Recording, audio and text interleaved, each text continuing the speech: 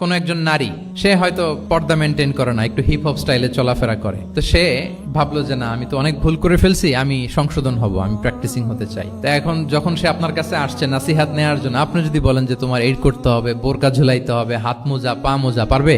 এ বলবে আগে যা ছিলাম ভালোই ছিলাম। তাকে একটু একটু করে বোঝাতে হবে, মানে এই হেজাব এটা কেন, হ্যাঁ, কাভারিং আওরা এটা কেন, কেন এটা করতে, এটা বেনিফিটটা আগে বুঝালেন যে Islam consider women as a queen, নারীকে ইসলাম কি হিসেবে কনসিডার করে?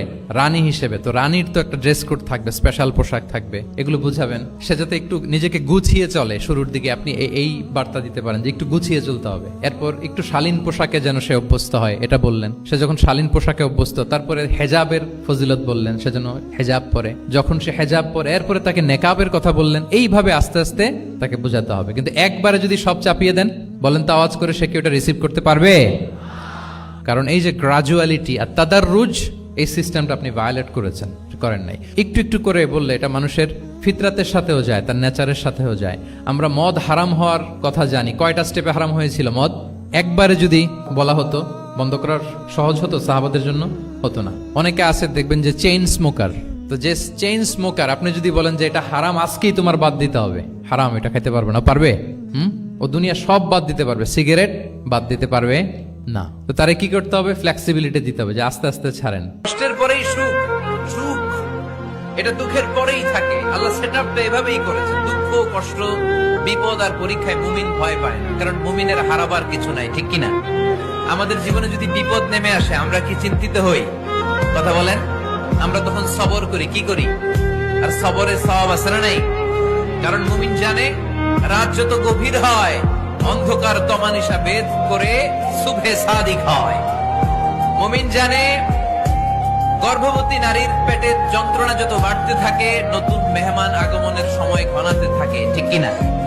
মুমিন জানে মুমিনের উপর বিপদ কষ্ট যত বাড়তে থাকে, সুখের সময় ঘনাতে থাকে, কাছে আসতে থাকে। চিল্লায় বলেন ঠিক কিনা? মানবতার ধর্ম এটা। ইসলাম কিসের ধর্ম? Humanitarian religion. ইসলাম আমাদেরকে শিখিয়েছে মানুষকে মানুষ হিসেবে কনসিডার করো। আমরা যখন বন্যা দুর্গত এলাকায় ত্রাণ নিয়ে যাই না? উত্তরবঙ্গে বন্যা, দক্ষিণাঞ্চলে বন্যা, আমরা যখন ত্রাণ নিয়ে যাই, তখন কি খুঁজে খুঁজে মুসলমান ঘর কোনগুলো, ওগুলারে ত্রাণের প্যাকেট দিব এভাবে দেই? কিভাবে দেই? সবাইরে দেই, ঠিক কিনা?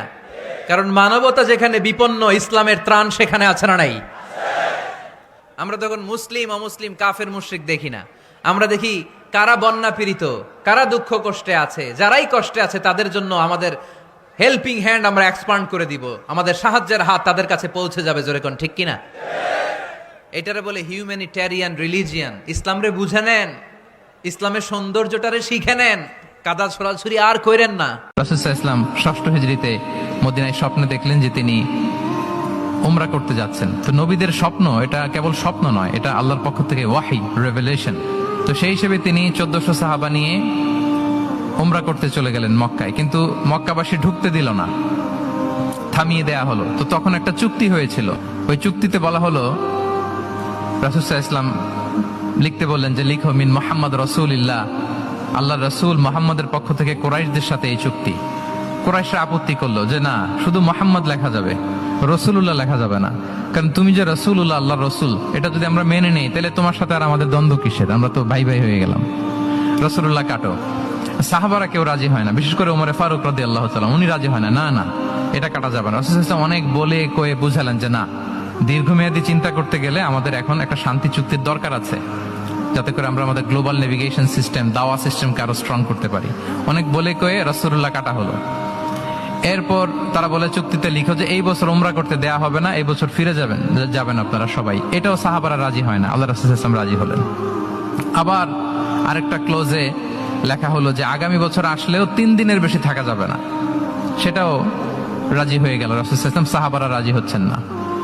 এরপর মক্কা থেকে কোনো লোক মদিনায় গেলে মদিনাবাসী তাকে রাখতে পারবে না, ফেরত দিতে হবে। কিন্তু মদিনা থেকে কোনো লোক মক্কায় আসলে মক্কাবাসী তাকে ফেরত দিতে বাধ্য থাকবে না। দেখেন, একটার পর একটা মুসলমানদের বিরুদ্ধে সব ক্লোজ যাচ্ছে, কোন সাহাবীরাই রাজি হচ্ছেন না। কিন্তু আল্লাহ রাসূল সাল্লাল্লাহু আলাইহি ওয়া আলিহি ওয়াসাল্লাম তিনি বললেন যে না, লিখো লিখো। ওমর ফারুক রাদিয়াল্লাহু তাআলা আনহু এতটাই রাগান্বিত হলেন, তিনি প্রশ্ন করলেন, ইয়া রাসূলুল্লাহ, আলাইসা আনতা নাবিয়্যুন হক, আপনি আপনি এই যে কম্প্রোমাইজের পর কম্প্রোমাইজ করে যাচ্ছেন, আপনি কি সত্য নবী নন, সত্য রাসূল নন?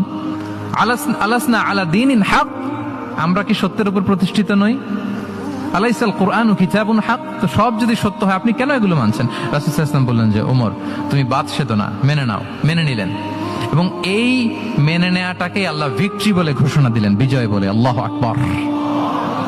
এবং হুদাইবিয়ার এই সন্ধি থেকেই বেসিকলি মক্কা বিজয় ওইদিকে ত্বরান্বিত হয়েছে গতি প্রবাহটা।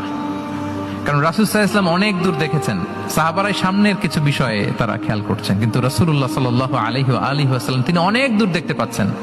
এবং ঠিকই এই যে এটাতে বেশি দিন স্থায়ীও হয়নি, 6ষ্ঠ হিজরি থেকে 8ম হিজরি, মাত্র 3 বছরের ব্যবধানে রাসূল সাল্লাল্লাহু আলাইহি ওয়াসাল্লাম যত রিজিয়নাল সুপার পাওয়ার ছিল, ওয়ার্ল্ড সুপার পাওয়ার ছিল, পার্সিয়ান এম্পায়ার, তারপর Roman empire, Byzantine empire, Egyptian empire, সব এম্পায়ারদের কাছে চিঠি পাঠিয়েছেন, সালামুন আলা মান ইত্তাবা আল হুদা আসলিম তাসলাম।